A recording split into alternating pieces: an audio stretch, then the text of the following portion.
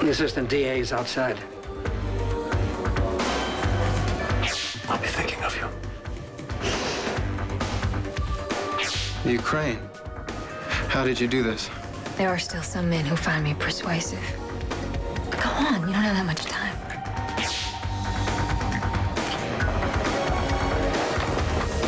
Okay, ladies. Let's roll.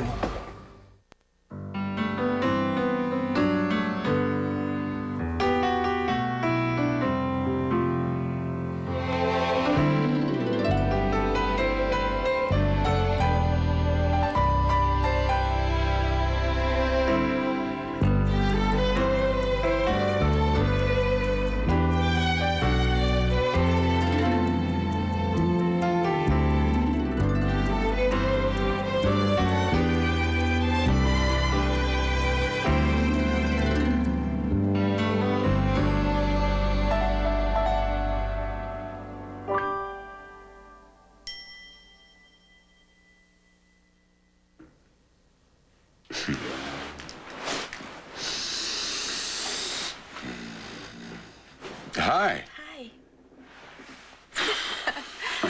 Sweet Dreams. Naughty but Nice.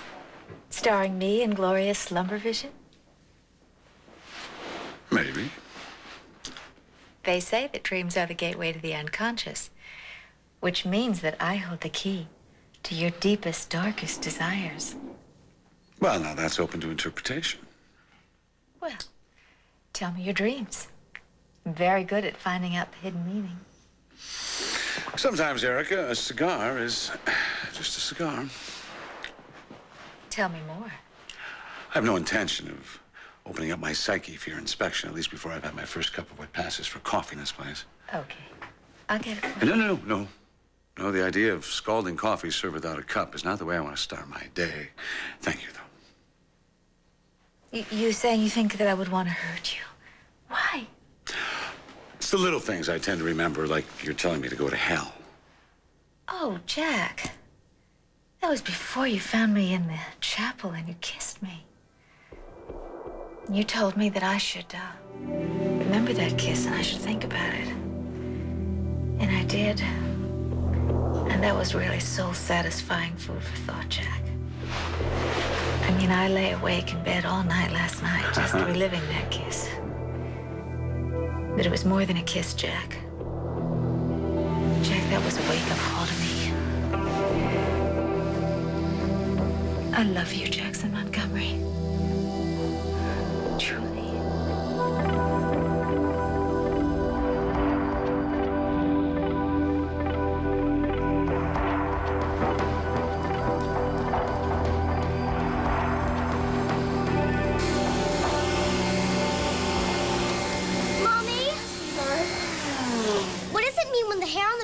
Neck stands straight up, and his lips are pulled back so all his teeth are showing, and his eyes are wider than Frisbee's. Harold's probably mad at another dog. Not Harold, Daddy. I don't believe it, McLean. I don't believe what you're trying to pull here. I can say the same thing about you and your client. Oh, no. You are not going to turn this around and put this on us. And a gracious good morning to you all. Sweetheart, is this the rabid creature that scared you on the porch? He's really not vicious. Go ahead. Take his paw.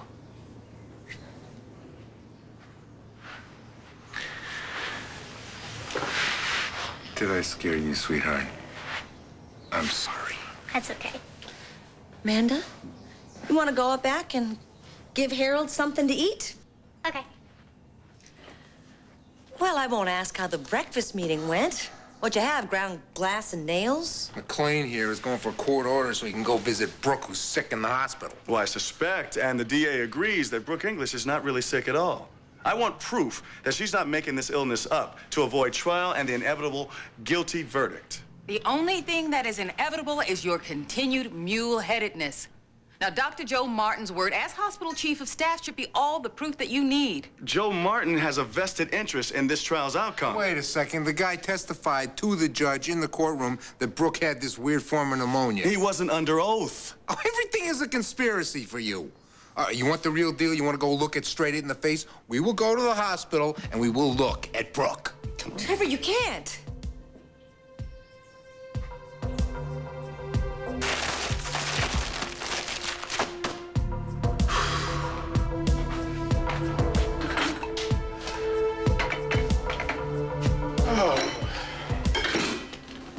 For what it's worth, I'm proud of you. You did the right thing. Edmund, you don't know that. I might have ruined things for Brooke. I don't believe that. Okay? Besides, it's too late to second-guess yourself. Tad's on his way to Kiev right now. Dmitri, you don't want to do that. Edmund, Brooke trusted me, and I gave that trust away. Now, at least let me warn her that Tad is coming. Okay, you have fun at the park, and you mind Tamara. Jamie, a good boy. Never any trouble. Hey, why aren't you coming, Mommy? Well, I'll be there in a little while. First, I have to write a very important letter. To Daddy? Yes, to Daddy. I'm going to send him all your love. How can you send love in a letter? Well, you know those little X's and O's that you put at the end of the letter? The X's are kisses, and the O's are hugs. Here's an X. Oh. And an O. Okay. For Daddy. Okay. Come along, Jamie. All right, so I'll meet you at the carousel in an hour, okay? Mm-hmm. Okay. You don't have to hold my hand. I'm not a little kid.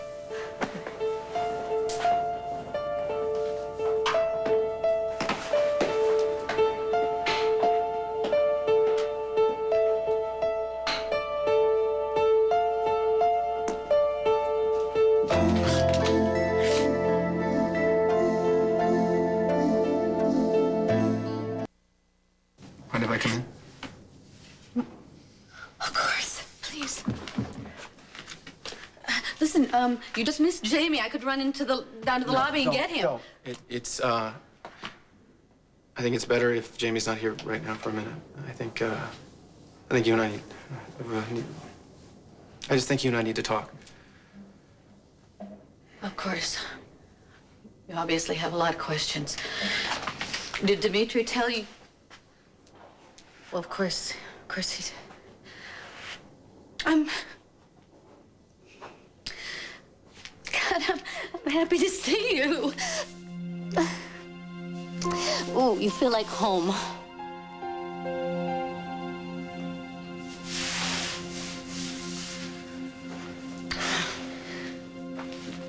Well, I missed you, you know.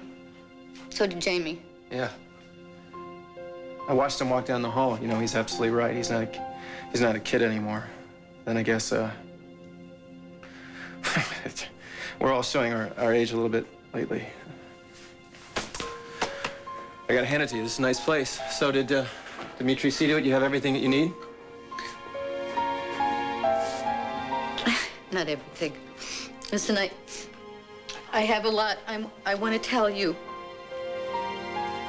I wanted to talk to you before I left. To explain to you why I left, you know, to make you understand. Yeah. I know. Is that the letter you were gonna write? The important one? Dear Tad, I'm sorry. Don't worry. I'm fine. You'll never see your son again. I wish that things could have been different. But you're here now. He's gonna be so happy to see you. How long can you stay? I'm not staying. I'm here to take you back. Both of you. We're going home, Brooke. Now. Dmitri, I'm not going to let you blow it by calling Brooke. Edmund, I already blew it. When I took Tad's son away, when I helped Brooke escape, just like I took Maddie away from you. Well, then learn from it, okay? Learn from it. Bad things happen when you try to play God. I should never have urged her to leave the country. It was cruel, it was selfish. All right? Well, maybe if Tad finds her in time, the damage can be undone. Leaving Pine Valley was hell for Brooke. Tad is going to remind her of that hell when I was trying to keep her safe. It's her future. It's in her hands. Just let it go.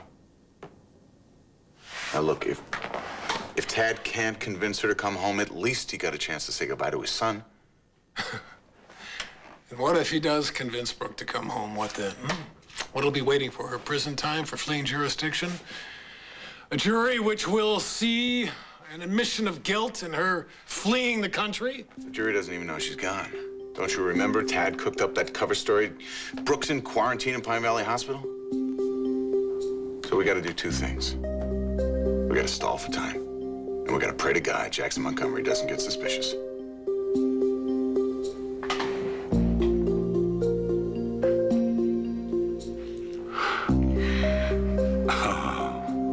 It's true. It's true. You do still love me. And you're not angry anymore. You got all that from one kiss? I read lips. And I know yours by heart.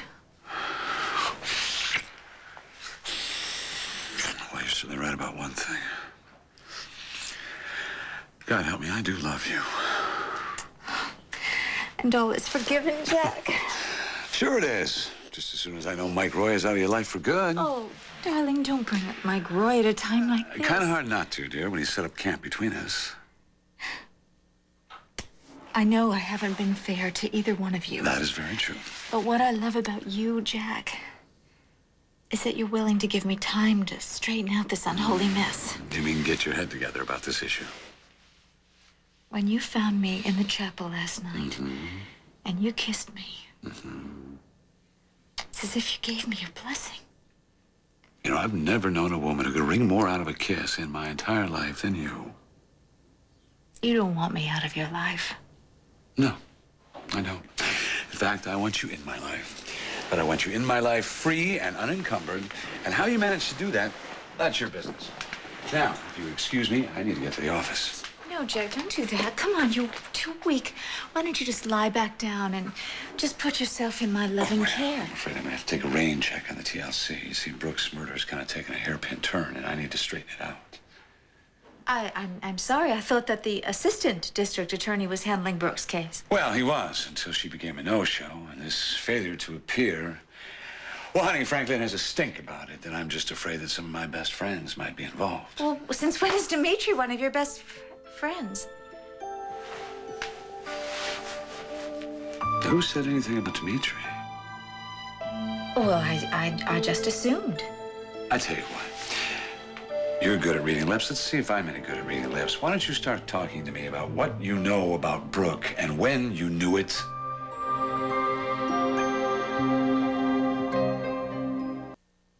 Wait a minute. Why can't we visit Brooke English? Because Brooke is deathly ill. She's fighting a very high temperature, and she needs to conserve all of her strength to fight this bug. You can't just go barging in on her. Mrs. Dillon, this is a murder case. Yes, I understand that. But this is a very sick woman. You shouldn't be bothering her with these issues. You shouldn't be handling legal matters with her at a time like this. She's right. We are Brooke's legal counsel. You got a problem, you deal with us. You can't get me past the quarantine sign. This can. Judge Foster gave us 48 hours to show why our client is too sick to stand trial. And according to my watch, we still have 24 left. And what if I can show that your client is grandstanding before the buzzer sounds? Oh, yeah? How do you propose to do that? You gonna subpoena everybody in the hospital? You gonna call the hospital nutritionist to the stand? Ms. Jones, is it true that you ordered a bland diet for Miss English? So what are those little powdered donut flakes doing on her tray?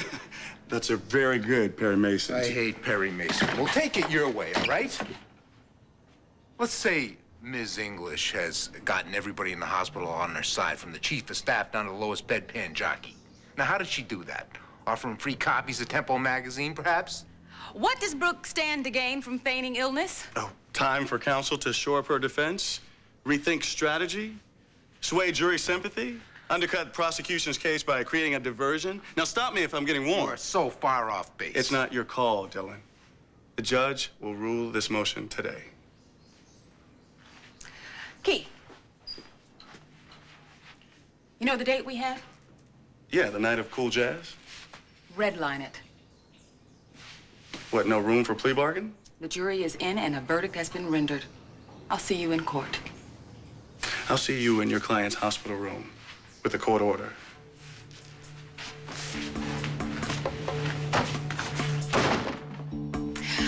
Okay, so McLean is a pompous jerk. But what is up with Jack? I mean, how could he even begin to believe that his best friend is faking pneumonia?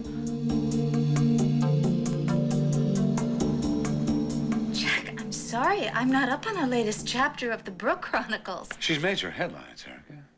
Well, sorry, but not to me. I mean, to me, she's just a footnote at best. And our paths hardly ever cross. And when they do, I cross the street. I mean, come on, Jack. I mean, who is more deadly dull on this whole planet than Brooke English?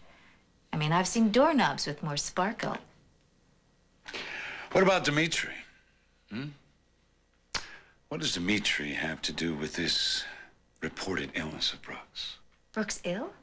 Yes. Supposedly, she has a very rare form of pneumonia. Joe Martin has her quarantined, in fact. Medical personnel and immediate family only. Now, are you following what I'm saying here? The name Dimitri Merrick did not make it to the visitors' roster. So what part is he playing in this little medical drama? Dimitri and Brooke have become very close. Really?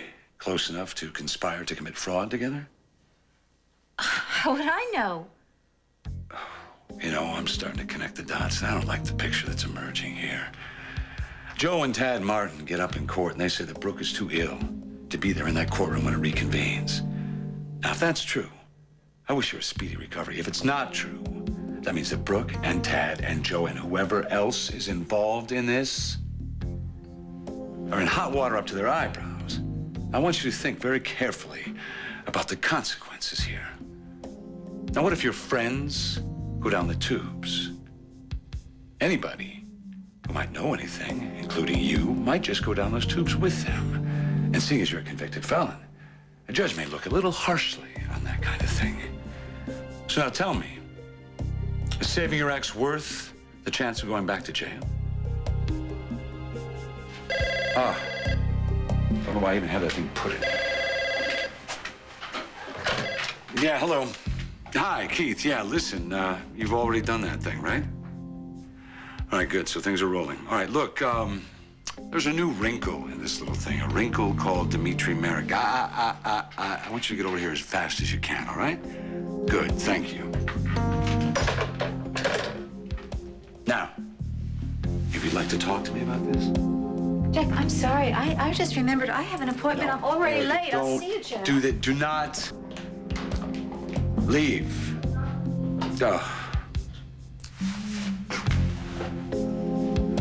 Jamie and I can't go with you. We can never go home.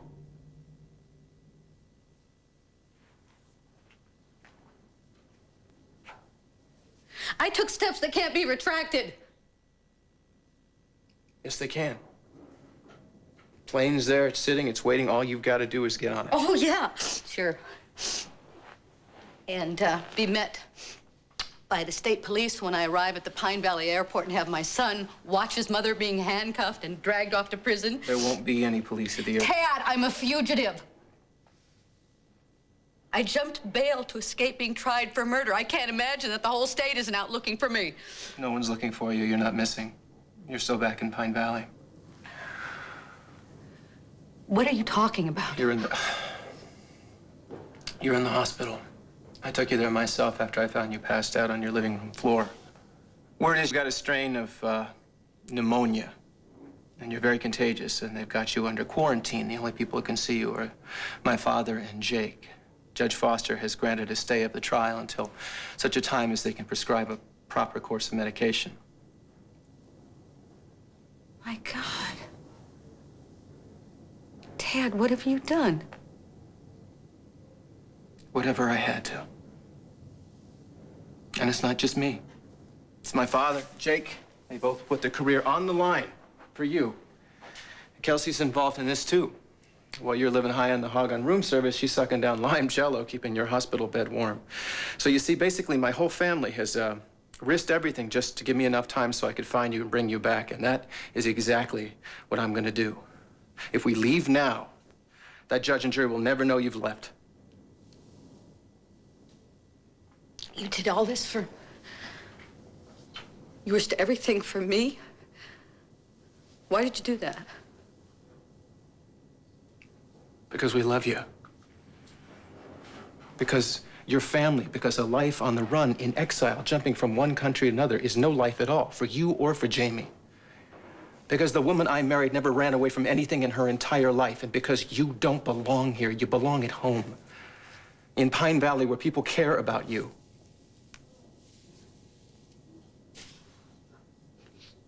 What do you want me to do? I didn't ask you to fly halfway around the world to rescue me. No, that's right. You didn't ask me for anything. You just packed your bags and left. Hell, I didn't even rate a goodbye. I told you there was no time. Yeah, well, I bet there was plenty of time for a really juicy farewell to Dimitri, wasn't there? Yeah, after all, he's the one that you turn to for help, isn't he? He's the one that set you up in this velvet cage. Make no mistake, you stay here for the rest of your life, you are living behind bars. You won't see them, but they're there. On the other hand, freedom, real freedom, your freedom is still an option. And if I were you, I'd grab onto it with both hands while I still can. If we're lucky, we can have Jamie back in Pine Valley in time to tuck him into bed, his bed in his home. I can't go with you, and you can't make me. You're right, I can't. But I'm sure as hell not going home empty-handed. You want to live out your days in a place like this, you go right ahead, it's your funeral. But Jamie's coming home with me.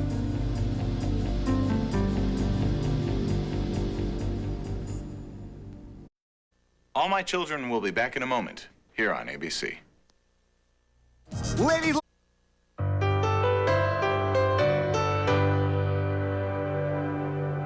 You can't take Jamie. You can't take my son away from me. Why the hell not?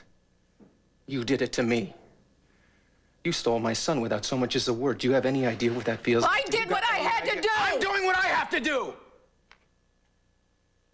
Whatever it takes.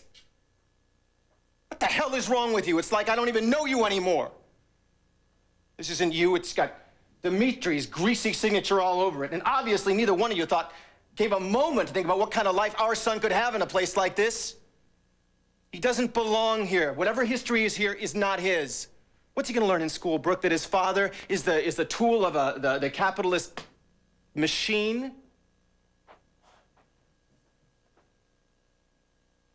How's he going to fit in? What holidays is he going to celebrate? Huh? I mean, don't get me wrong. I'm sure the sausage festival, whatever the hell they have around this place, is a real kicker, a real barrel full of monkeys. But my son's life, the only life he has ever known, consists of the 4th of July and Halloween and Thanksgiving. That's what's familiar to him. Picnics at Willow Lake, Hat Day at the stadium with his old men, and that's what he's gonna have. That is what my son's gonna have. What's familiar? Family. A place where all that's good is handed down and all that's bad is forgiven because you are part of a family. Family's what Jamie needs, Brooke. Not growing up in a place like this, not growing up with fear. Do you want to know what fear is? Fear is my son saying to me that if I'm convicted, he's going to go to prison with me. My son. And thanks to the press, barring some miracle, I am probably going to be convicted. And that little boy, bless his heart, he just wants to protect me. But he's too little. It's not his job.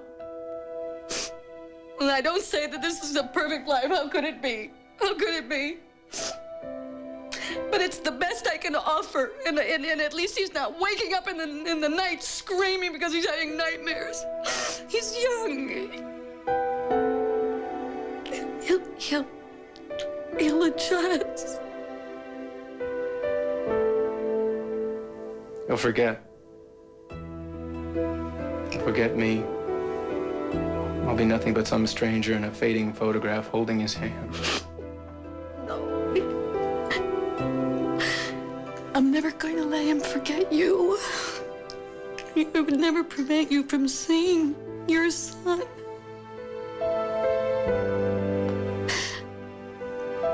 But taking that little boy away from me, that is not an option.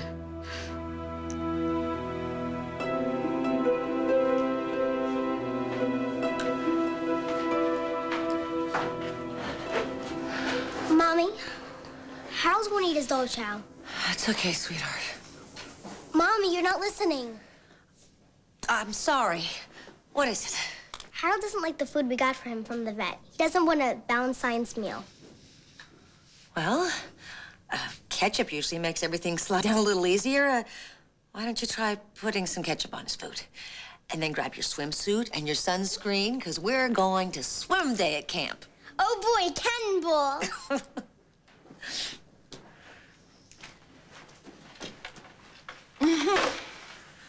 What happened? We gotta be in court to hear the judge's ruling on McLean's motion. ADA is making a real power play. I just don't see how a court-ordered visit is going to do Brooke any good. I don't see a judge justifying that. We still gotta be prepared. I'll get going on precedents. We gotta nail McLean on this one. Mommy, it worked, but now Harold's got a ketchup mustache. Don't worry, I'll get Harold cleaned up. Daddy, I'm ready. For Knock, knock. Yeah? Camp Takaloma. Oh, sweetheart, I got a full docket this morning. Belinda, could you, Oh, yeah, sure. I'll drop you off on my way to the office. Cool, can we ride with the top down? You got it. Now, let me help you with this. I'll see you guys later. Bye-bye, Mommy. Bye, Daddy. have fun, sweetheart. Do a cannonball for me. Well, I guess I better go get Harold cleaned up. The dog can wait. You and me, we got some hash to settle. Love it when you talk like Mickey Spillane. Yeah, later for that. You were ready to spill outside of Brooke's room? This morning you're acting a little flaky. You know something about this trial I need to know? It's time to make me wise. We'll do whatever it takes to buy Brooke time. Hopefully Tad can talk her into coming home. Hey. Wouldn't be so bad seeing Brooke again, would it?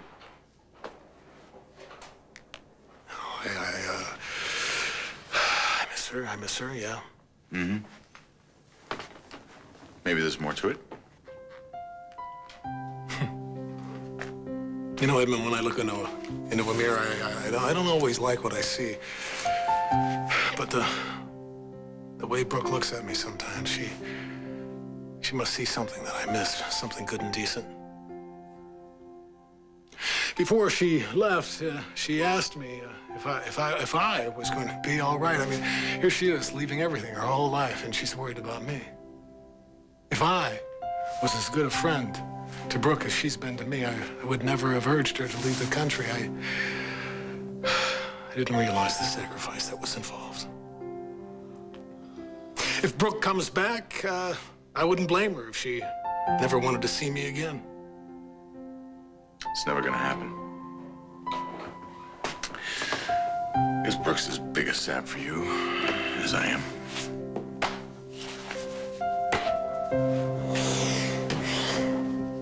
Well, I don't know if you two are trying to kill each other or hug yourselves to death. I wish you'd make up your mind. Good to see you too, Erica. What brings you here? Well, I just had a very enlightening visit with Jack, and I would love to discuss that with you in private. Does this have something to do with Brooke's case? Oh, it's all right. Eric Edmund's up to speed. You can speak freely. Well, Jack and I were just talking, just about this and that, and then I may have, unintentionally, of course, just made a teeny tiny little slip. Well, how tiny? Look, before I get to that, Jack thinks that Brooke is under quarantine at Pine Valley Hospital. I happen to know that she is not. Yeah. So, if Jack goes into Brooke's room, who will he find sleeping in her bed? Hey. Here's the sugar rush I promised you. Oh, you are so like an angel. Yeah. Oh, yum. This is heaven. You have no idea. No, thank you. The food in here is like beige. I hate beige. So, how did you get past that security guard? Oh, that guy, I told him I was your brother. You know what happens to little boys who tell lies? Oh, I don't know. The same thing that happens to girls who fake deadly diseases? Well, it's neat to know that we'll wind up in the same place. Yeah, it's pretty neat, huh? And I'll bring the flame retardant playing cards. You know, when Sartre wrote Hell is Other People, he'd never been locked in an isolation room. Kels, I think it's great what you're doing to help your family. Here. Take up a pillow. Fill me in on all the gossip. I'd love to, but my 5 minutes are up. Now, Are you sure Sarge said hell is other people? Then who said Soylent Green is people? You idiot, that was Charlton Heston. Charlton Heston, that's right, whatever. Well, listen, good luck with the DA scam. What Jack Montgomery doesn't know won't hurt Brooke, right? Yeah, well, if she doesn't get her hiney back in this bed real soon, this chick is toast. Yeah, well, be cool. I don't want to find you roaming the halls. If you need any more chocolate, me.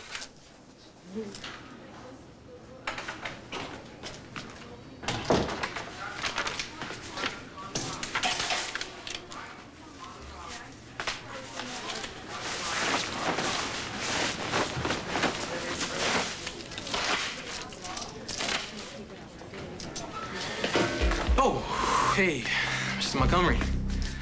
How you doing, Scott? I'm good. Yeah? Good. How are you? Great.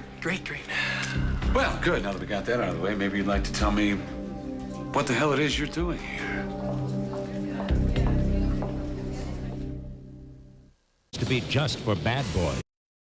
Who says Brooke's not in the hospital? Oh, Edmund Erica was there the night Brooke fled the country. Yes, not only was I there, I encouraged her to leave the country. What? I felt it was my duty. Edmund, I have been in prison. I know how chilling those steel bars are between mother and child. For crying out loud, no wonder Brooke's all screwed up. She had you two planning a flight. All right, never mind that now. What is this slip-up? I mean, why would Jack risk contagion entering Brooke's hospital room? Because Jack smells a rat. And when I accidentally mentioned your name, look, if the whiskers fit. Oh, this just gets better and better. Look, I don't know who you've got stashed in Brooke's bed, but Jack's closing in, so if you've got plan B, use it. Otherwise, we all end up behind bars. All right. It's my dime. It's Brooke's call.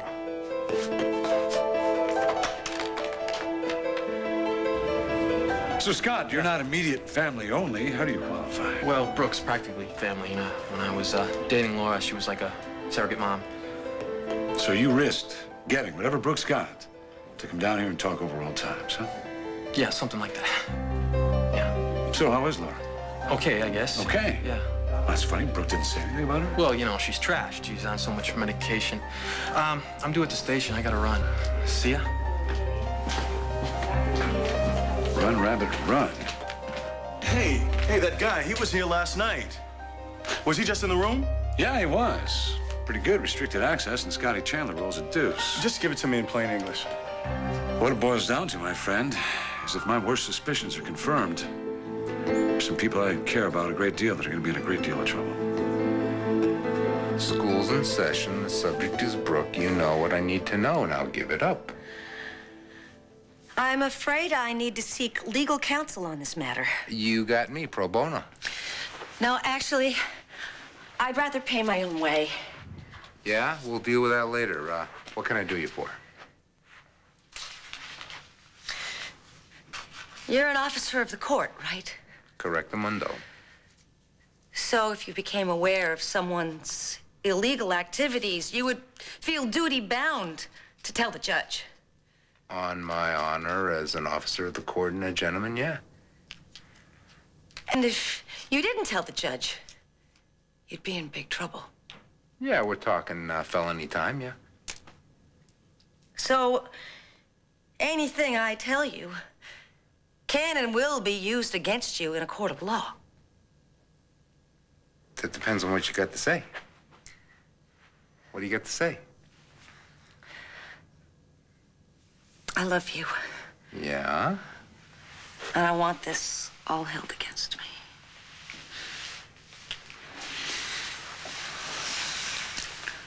Tad, Jamie has been through enough. Please, just let him be. What about Laura? What about Laura? She's in China. Don't yell at me. I know she's in China. I am asking you if she have any idea this is going on, about Thomas and about the trial. No, she doesn't. Not yet. I just thought I would get settled first, and then I would send for her. Well, certainly sounds like you got it all worked out. Your life, your needs.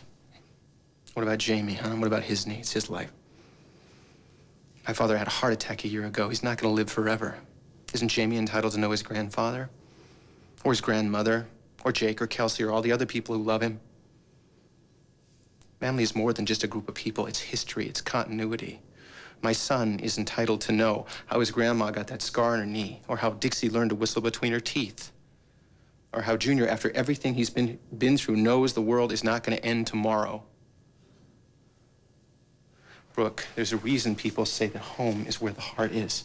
And home is in Pine Valley.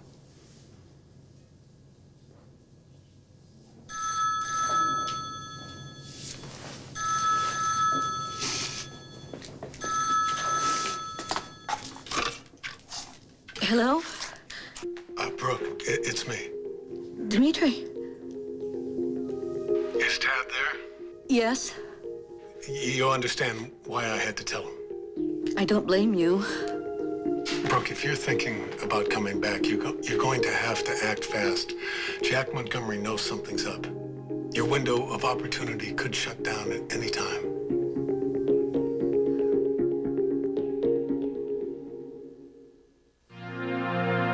Genital herpes and AOL.